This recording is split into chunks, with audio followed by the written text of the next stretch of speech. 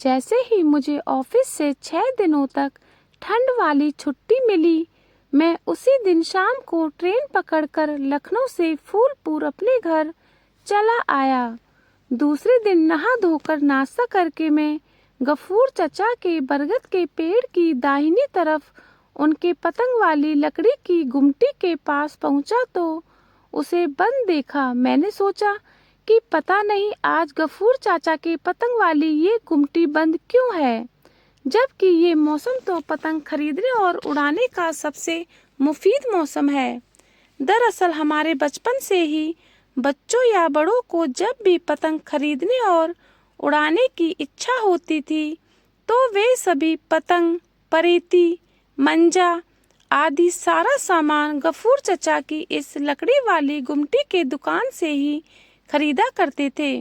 वैसे भी उन दिनों हमारे पूरे शहर में गफूर चचा और उनके पतंग की यह गुमटी वाली दुकान बहुत मशहूर थी।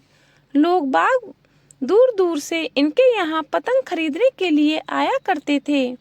दरअसल इसका एक कारण यह भी था कि वे पतंग बेचने के अलावा पतंग के एक मजे हुए जानकार भी थे।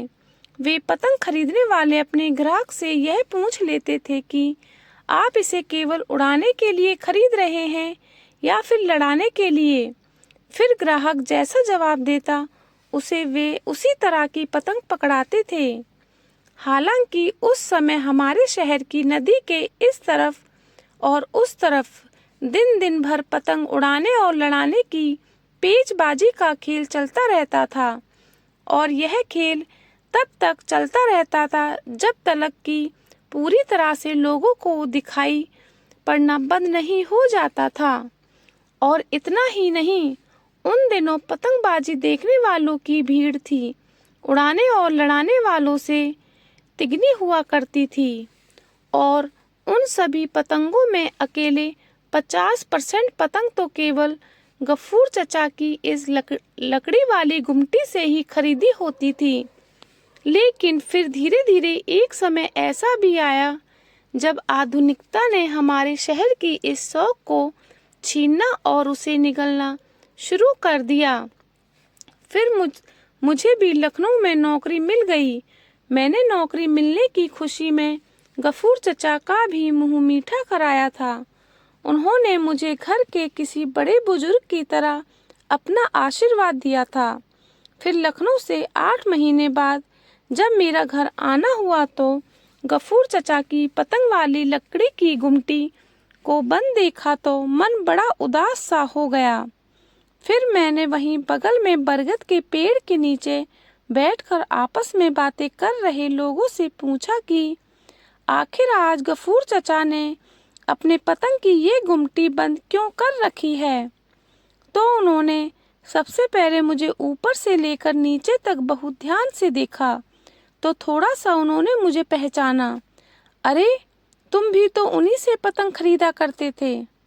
हाँ, दरअसल बेटा गफूर चाचा की तबीयत बहुत ही खराब है। शायद वे अब चंद दिनों के ही मेहमान हैं। मेरे मुंह से ओह निकला और मैं फिर गफूर चचा के घर की तरफ चल पड़ा। मैं जैसे ही उनके घर पहुंचा तो उनके घर के बाहर बहुत सारे लोगों की भीड़ लगी हुई थी। मेरा मन किसी अनहोनी आशंका से भर उठा। मैंने उस भीड़ में खड़े लोगों से पूछा कि क्या हुआ चचा। तो उन्हीं में से कुछ लोगों ने बताया कि गफूर चाचा का अभी अभी इंतकाल हो गया है बेटा। मैं तुरंत ही उस भीड़ में से थोड़ी सी जगह बनाकर गफूर चचा को आखिरी मर्तबा देखने की नीयत से झुका तो मुझे उनकी खुली हुई आंखें देखकर ऐसा लगा कि जैसे वे अब भी अपनी लकड़ी की गुमटी में बैठे इधर उधर कोई अच्छी सी पतंग ढूंढ रहे हों। तभी मेरी आंख भर आई और मुझसे फिर गफूर चचा के घर और नहीं रुका गया। हाँ, रास्ते में ऐसा जरूर लग रहा था कि जैसे मेरे पीछे कुछ लोग पतंग कट जाने की खुशी में चिल्ला रहे हो कि वहाँ कटे वटे। थैंक यू दोस्तों, लाइक करो, सब्सक्राइब करो। Thank you.